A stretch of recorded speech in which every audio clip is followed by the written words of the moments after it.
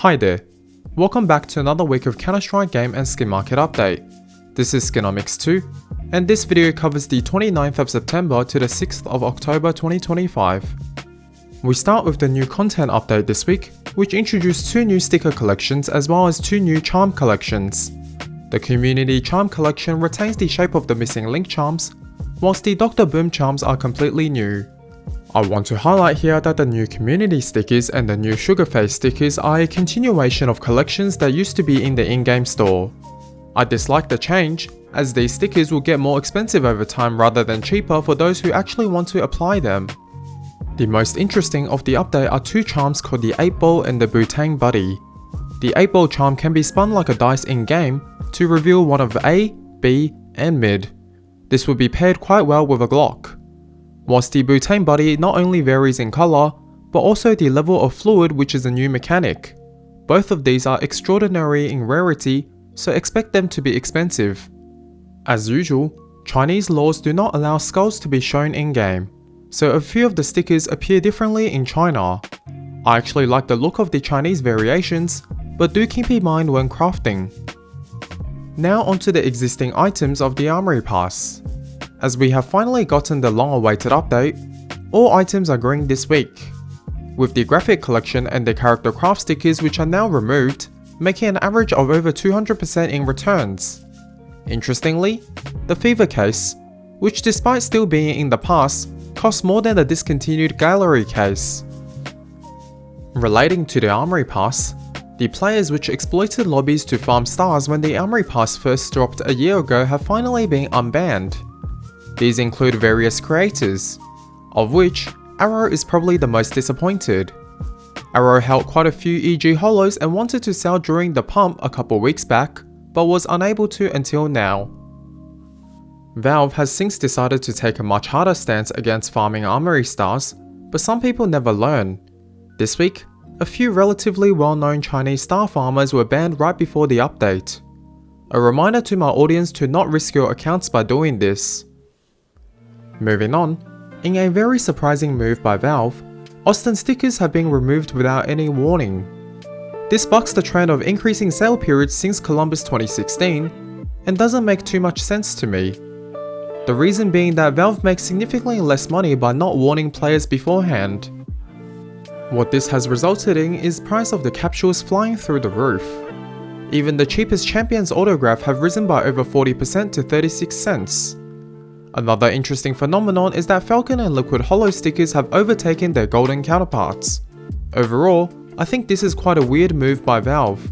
Let's look at the Genesis terminals, which have continued their freefall. Now only worth $1.74 on the Steam market, which represents a 96% fall from peak. The main reason why these have been unpopular is that, as many have reported this week, prices offered through the terminal are at quite a premium compared to the market. Whilst I understand that this is done so the packages do not crash the market, this also means they are a guaranteed loss. Counter-Strike clearly has a case problem. There are only 5 cases, including the Fever case, which are newly generated en masse. If more cases are replaced by these terminals, I foresee a future where cases become even more expensive than they currently are. Looking at the pumps and dumps this week again, speculators have poured capital into Operation stickers, of which the standout is the Mastermind Holo. It has gained over 1,500% in the past month. This is the EG Holo all over again, and I do not encourage my viewers to participate. The Budapest Major participants have mostly been decided this week. From Asia, nothing has changed and nothing will change. 3 Chinese teams and 2 Mongolian teams will make this major, which is a record for both nations. From the Americas, Wildcard and Sharks have been knocked out by Red Canids and Fluxo. MIBR also replaces NRG for a spot straight to the stage 2 of the major. The more interesting race is the European region, whereby Virtus Pro and Fnatic have lost their spots to Paravision and Gentle Mates. However, this is not final. In fact, whoever wins the Fragadelphia tournament will take the place for Gentle Mates, meaning one of Fnatic, OG, 9 and Ecstatic will make the major. You could even argue that this is basically an RMR, although I would still prefer an actual RMR qualifier. Regardless, The 3 new stickers for the Budapest Major are confirmed to be the Huns, Red Cannons, and Parry Vision. The Parry Vision sticker may make for some cool pattern-based crafts depending on the sticker design. 4 new community maps were introduced as part of the update, which gave us the new charms. Each of these maps are interesting in their own right. However, this is not what I want to talk about. The Transit map was removed 2 days after its release, as multiple problems came to light. It features a reference to a cryptocurrency, which is something Valve definitely does not want to be associated with. It also features a copyright infringement in a poster of the game Stray.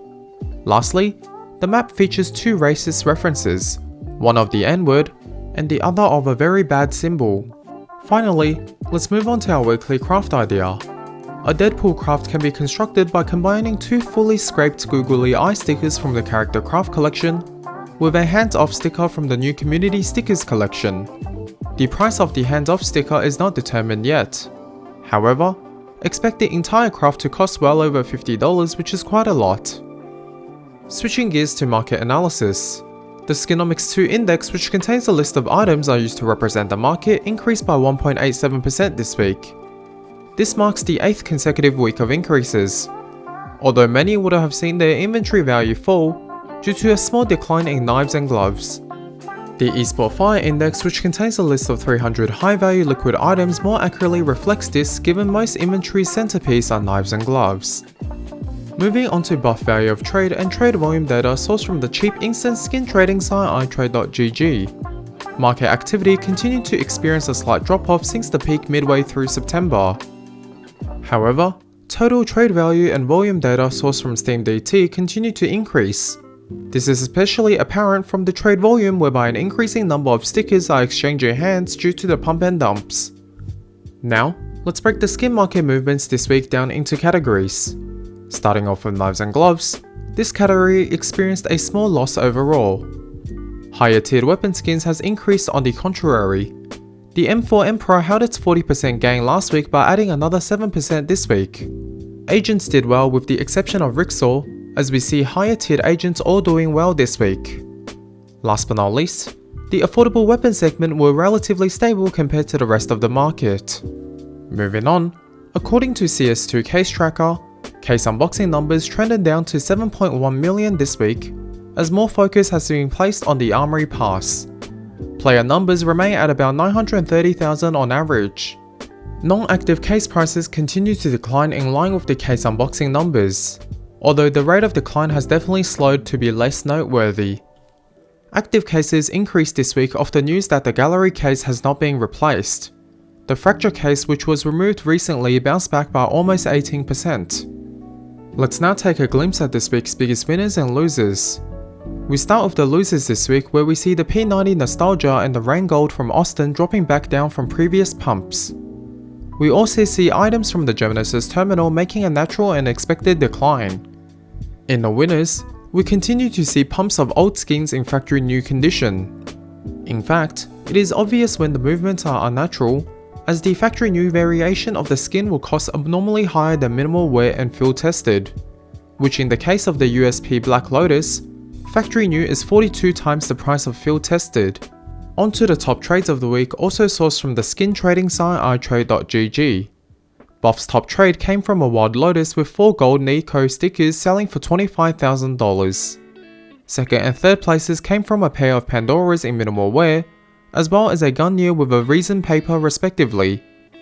On CS Float, trades were much less interesting. A Ruby Butterfly and 2 Emerald Butterflies topped the list within the week. Moving into game news, there were 3 updates this week, of which the biggest was the one that introduced all the new content on the 2nd. The update also brought along a couple gameplay changes, including smooth transitions between spectating different players as shown on screen now. The other gameplay change was a toggleable option for thinner crosshair, which shows inaccuracies for both AWP and the Scout when scoped in. The reticle can be reverted to the old style by using the command CL Sniper Show Inaccuracy. Now onto the pro scene. We start with the sad news that the female ESL Impact League will not continue given financial difficulties. I think this may have the profound impact of more female players drifting towards Valorant in the long run, which is not good news. In other news, Rain has been confirmed to be the one to make way for Twist's return to Faze. Rain has been at Faze for 10 years, which is a long time by any measure. Although his departure has been paused for one more tournament, where Jacob will make way for him as the invite to the ESL Pro League Season 22 was sent to a call with Simple and Rain. Rumours have already been circling where Rain will head next if not retirement. BC Games seem to be in the lead as they have just benched one of their riflers. Lastly, CCT issued bans for allegedly cheating players from the Kazakhstan region. I am still open to skin donations, and a reminder to join my Discord. Please like, share and subscribe. On that bombshell, that was all for this video. Thank you very much for watching and see you in the next one. Bye!